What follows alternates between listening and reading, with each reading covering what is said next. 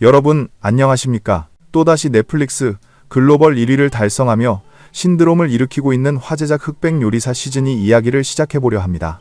백종원 안성재 두 심사위원의 날카로운 미각 앞에서 펼쳐지는 요리사들의 전쟁은 이번 시즌 더욱 살벌하고 치열해졌는데요. 특히 시청자들의 도파민을 폭발시킨 것은 바로 흑백 팀전이었습니다. 개성 강한 셰프들이 한 팀이 되어 의견을 조율하고 갈등하는 과정은 한편의 드라마와도 같았습니다. 방송에 잠깐 스쳐 지나가서 아쉬웠던 그들의 진짜 실력과 눈물 없이는 들을 수 없는 인생 역전 드라마. 오늘은 그 숨겨진 이야기들을 아주 상세하게 파헤쳐 보겠습니다. 첫 번째 주인공은 방송 초반 강한 리더십으로 인해 혹시 이번 시즌의 빌런 아냐라는 오해를 샀던 임성근 셰프입니다. 최강록, 정호영 같은 대가들조차 그를 조심스러워하는 모습이 포착되기도 했죠. 하지만 그의 자신감은 철저한 데이터에서 나온 것이었습니다. 그는 16살이라는 어린 나이에 요리계에 입문해 불과 19살에 조리실장 자리에 오른 천재형 노력파입니다. 방송 중 소스 5만 가지는 만들어봤다라고 무심코 던진 말 기억하시나요? 이것은 결코 허세가 아니었습니다. 실제로 그는 자신의 스마트폰 메모장에 수십 년간 연구한 레시피를 꼼꼼하게 기록해두는 습관이 있습니다. 심지어 같은 요리라도 서울 강남에서 통하는 맛과 경기도 수원에서 통하는 맛이 다르다며 지역별 선호 염도와 당도까지 세밀하게 분류해 놓았다고 하죠. 이런 집요함이 있었기에 어떤 채소든 김치로 만들 수 있다. 10분이면 충분하다는 확신에 찬 발언이 가능했던 것입니다. 또한 그는 과거 한식대첩 3회 우승자 출신입니다. 제한 시간 내에 요리를 완성해야 하는 압박감을 누구보다 잘 알기에 팀원들이 혼란에 빠졌을 때 총대를 메고 방향을 제시했던 것입니다. 특히 참외 껍질 사건은 그의 요리 철학을 완벽하게 보여줍니다. 요리사는 식재료를 아끼는 것에서 시작한다. 흑수저 팀이 즐기다는 이유로 껍질을 버릴 때 그는 껍질을 얇게 썰어 향과 식감을 살리는 전략을 선택했고, 이 작은 차이가 결국 백수저 팀에게 승리를 안겨주었습니다. 백수저 팀이 흔들리지 않도록 무게중심을 잡아준 인물, 바로 중식의 살아있는 역사 후덕죽 셰프입니다. 그가 등장하자 다른 셰프들이 자연스럽게 가장 중요한 소스 파트를 맡길 정도로 그의 존재감은 절대적이었습니다. 하지만 이 전설적인 인물에게도 눈물 젖은 빵을 먹던 시절이 있었습니다. 1960년대 21살의 청년 후덕죽은 소공동 반도호텔 중식당 용궁에 들어가고 싶어 무려 3번이나 찾아가 사정했습니다. 돈은 안 주셔도 됩니다. 청소라도 시켜주십시오. 결국 조건부로 채용된 그는 석 달 동안 월급 한 푼 없이 바닥, 청소, 심부름, 선배들의 빨래까지 도맡아 했습니다. 그 성실함을 인정받아 4개월째부터 겨우 용돈 수준의 돈을 받으며 요리를 배울 수 있었죠. 그렇게 밑바닥부터 올라간 그는 훗날 신라호텔 8선의 수장이 되었고, 호텔 업계 최초로 주방장 출신 임원이라는 타이틀을 거머쥐었습니다.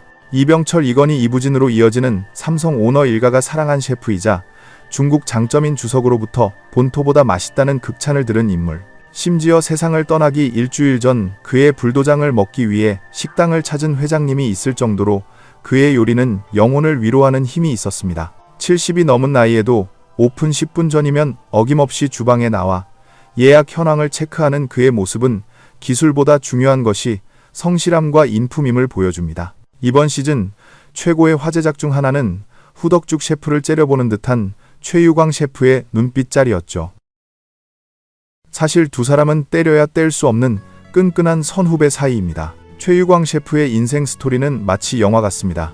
건축학도를 꿈꾸다 대학 생활에 적응하지 못하고 자퇴한 그는 재수 학원비를 벌기 위해 소피아 호텔에서 접시 닦기 아르바이트를 시작했습니다. 그러던 어느 날 주방 대청소를 하다가 전임 주방장이 두고 간 낡은 공책 한 권을 발견하게 됩니다. 그 안에는 비법 레시피가 빼곡히 적혀 있었고, 그 노트를 보며 독학한 끝에 요리의 매력에 빠지게 된 것이죠. 이후 꿈에 그리던 신라호텔에 입사했지만 현실은 냉혹했습니다. 당시 주방은 화교 출신들이 장악하고 있었고, 한국인인 그는 따돌림을 당하거나 중국어로 된 지시사항을 알아듣지 못해 무시당하기 일쑤였습니다. 하지만 그는 포기하지 않았습니다.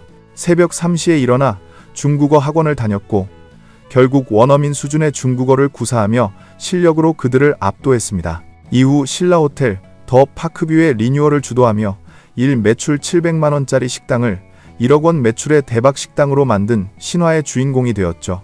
안정적인 직장을 나와 자신의 이름을 건 중식당으로 월 2천만 원을 벌며 승승장구했지만 돈보다 요리의 본질을 크라 다시 파인다이닝 코자차를 오픈해 미슐랭 별을 따낸 그의 도전 정신은 정말 존경스럽습니다. 백수저 팀의 막내 라인 김희은 셰프의 이야기도 가슴을 울립니다. 팀 내에서 가장 어리고 선배들 틈에서 기가 죽을 법도 한데 그녀는 누구보다 빠릿빠릿하게 움직였습니다. 미나리와 깻잎 아이디어를 내고 근전 일을 도맡아 하는 모습에서 그녀의 절실함이 느껴졌죠. 사실 그녀는 도예과 학생이었지만 요리가 너무 하고 싶어 아버지의 반대를 무릅쓰고 집을 나왔습니다. 백화점 마트 아르바이트를 전전하며 스스로 학비를 벌어 요리를 배웠죠. 하지만 현장에서는 늘 유학파가 아니다, 국내파다라는 보이지 않는 차별과 스스로의 콤플렉스에 시달려야 했습니다. 나는 부족하다는 생각에 스스로를 채찍질하며 치열하게 산 끝에 남편과 함께 운영하는 식당 소울로 미슐랭 원스타를 받아냈습니다. 안타깝게도 그녀의 아버지는 딸의 성공을 보지 못하고 세상을 떠나셨지만 그녀는 지금도 아빠에게 대접한다는 마음으로 요리한다고 합니다. 또 한 명의 막내 손종원 셰프 역시 반전 과거의 소유자입니다. 그는 원래 미국 명문 사립고를 수석 졸업하고 공과대학의 장학금을 받고 입학한 엘리트 공대생이었습니다. 탄탄대로가 보장된 삶이었지만 평생 공부만 하다 죽으면 행복할까라는 의문을 품게 됩니다. 우연히 견학간 요리학교 CIA에서 요리하는 학생들의 열정에 반해 부모님의 격렬한 반대를 뒤로하고 요리사의 길을 선택했죠. 남들보다 늦었다는 불안감 때문에 그는 미슐랭 3스타 레스토랑에서 주 5일 근무를 하고 쉬는 날에는 다른 식당에서 무급으로 일하며 기술을 훔쳐 배웠습니다. 현재 그는 국내에서 유일하게 2개의 레스토랑 이타니까든 라망 시크레을 동시에 미슐랭 스타에 올린 괴물 셰프가 되었습니다. 그의 주방 한켠에 붙어있다는 이보엘브이라는 스티커는 현실에 안주하지 않으려는 그의 치열한 삶의 태도를 대변합니다. 지금까지 흑백요리사 시즌 2를 빛낸 주역들의 숨겨진 이야기를 살펴보았습니다. 단순히 요리를 잘하는 기술자가 아니라 각자의 인생과 철학을 접시에 담아내는 예술가들이라는 생각이 드는데요. 수만 가지 데이터를 머리에 넣고 다니는 노력의 천재 임성근, 바닥부터 올라와 최고의 자리에 올랐음에도 겸손을 잃지 않는 거장 후덕죽, 차별과 편견을 실력으로 부수고 별을 따낸 최유광, 김희은, 손종원 셰프까지 이들의 이야기는 단순한 서바이벌 예능을 넘어 우리에게 당신은 무엇을 위해 그토록 치열하게 살고 있는가 라는 질문을 던지는 듯합니다. 제작진 역시 지난 시즌의 논란을 의식해 방출룰을 없애고 셰프들이 온전히 실력을 발휘할 수 있는 판을 깔아주었습니다. 이제 반환점을 돈 흑백요리사 시즌2 남은 대결에서는 또 어떤 감동적인 스토리와 기상천외한 요리가 탄생할지 벌써부터 다음 화가 기다려집니다. 오늘 영상이 유익하셨다면 구독과 좋아요 부탁드립니다. 긴 영상 시청해주셔서 감사합니다.